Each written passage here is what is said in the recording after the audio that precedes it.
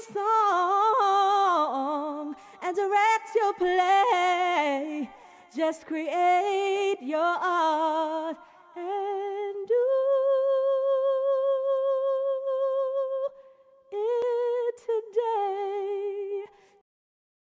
I come from East Oakland. I come from people with black hoodies. I come from people with white and black tees. I come from space. I come from people with grills. I come from people with cars. I come from a bad community. I come from a bad government. I come from gangs. I come from all types of violence. That's what it says.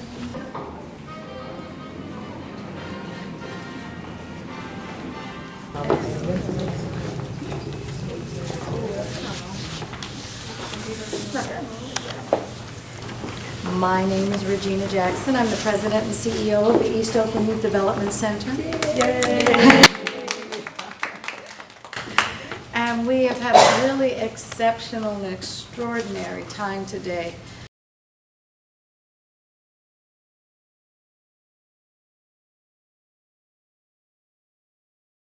It was a great experience, being able to ask questions just having to do with the poems, but then they asked more questions that had to do with, well, what's it like, and building upon the poems. So just being able to have that roundtable discussion was a phenomenal experience. I felt good answering their questions and how they could hear my perspective.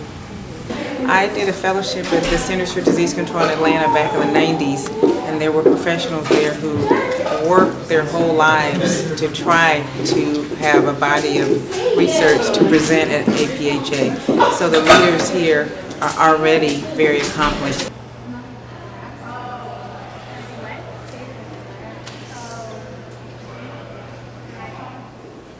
So this is the format of the session. We're going to have each table will have 27 minutes, and then we're going to rotate. We're going to have 3 rotations, and each rotation is 27 minutes. We'll tell you when it's about 5 minutes to the end and 2 minutes to the end, and then time up. We strive for the youth of East Oakland. We make a change for the best of tomorrow's leaders for the future, helping change one life at a time. We stay and thrive together forever and always. Thirst for success, no time for stress. We live for you, we love you. Did this project always start off as you guys, the purpose is writing a book, or did it evolve into that once you started writing these poems and the group, kind of got better at communicating your thoughts? After the interviews, I knew I wanted to continue to engage the youth in a meaningful way because it's their data. And so the poems, I definitely wanted to use poetry to do that. And I thought we would do one session. So we had a great 1-2 hour session. We had food. We wrote a couple poems. It was great. And they're like, oh, you're coming back next week. So I said, okay. So I came back. And after 6 sessions, we had a stack of papers. And then I went home. It was winter break. And we kind of, took off for winter break. And I was like, okay, let me start typing this up. And 85 pages later, I decided that it was something bigger than even I imagined. And I felt that we needed to do, more than just stapling our poems together. I knew that, I would have a dissertation, another book, but I definitely always wanted to leave something in the hands of the center. My friend Genesis, who's also a writer in the book, along with Tanasia, who's also a writer in the book, we're all having a discussion like, oh, we should make it be this, and we're joking and everything. And a lot of time he likes to joke with us and just playing around. He's like, oh, that's ghetto. And we're like, why you gotta call it ghetto? And they're like, oh, we should make that the book title.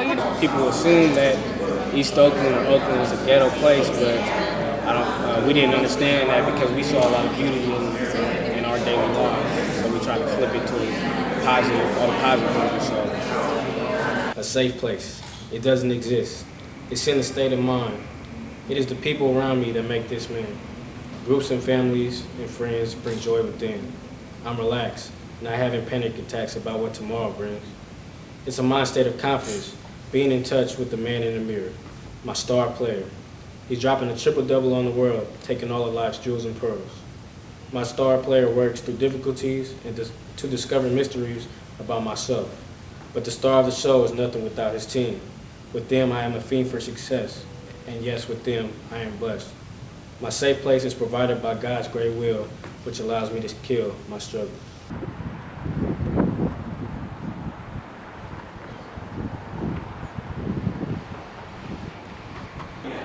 my idea was that we would have billboards and have people coming to our youth centers, coming to our schools, and basically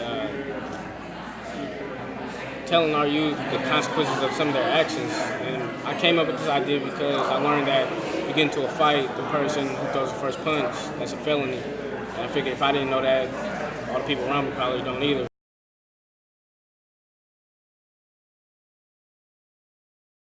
Are you looked upon as nerdy or cool or?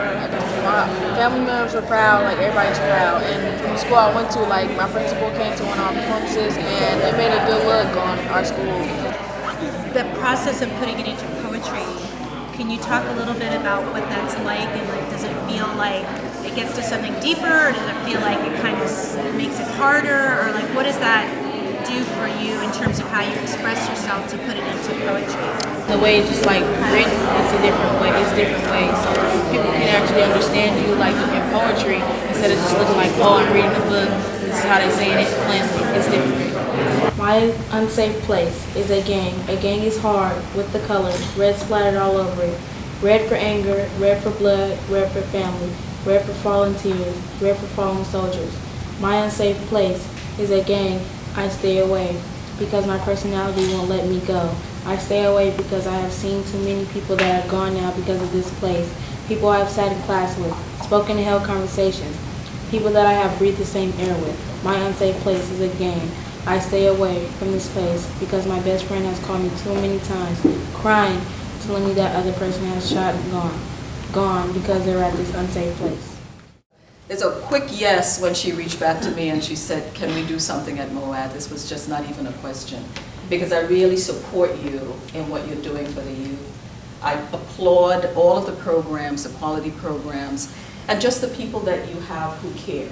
You know, that was the other thing that I noted as I walked through your facility. I have to tell you that I'm so deeply impressed. One day you'll be a beautiful star. 12-year-olds, they're like playing with toys, video games or whatever, but I was sitting there writing poetry. It's a way for me to vent. So it's like, if I could do it and I'm 12 years old, I'm in a book, like you could do it too. And one day soon you will shine through. I had trouble writing and I didn't have faith in the book, honestly. I didn't think, I was like, it's not going to be that big. Here we are. There you are, they see you now.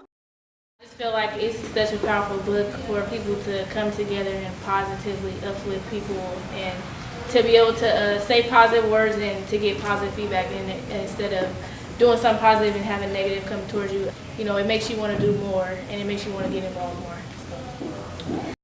To grow inside of your cocoon, 'cause you will blossom one day soon.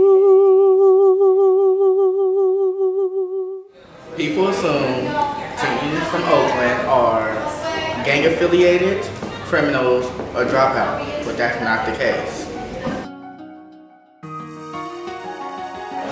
I come from East Oakland. I'm 11th grade student council representative. I am a youth leader.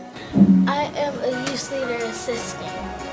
I'm an African American male from Oakland, California. I am a good student. I rose from the bad habits in East Oakland, California. Now I'm an exceptional employee and a thriving mentor. And we are the future of Oakland. Like there is a future. It's right here. Hello? Okay. I just received a call and they informed me that I am the future of Oakland. I am the future of Oakland. I am the future of Oakland. I am the future of Oakland. I am the future of Oakland. I am the future of Oakland. I am the future of Oakland. I am the future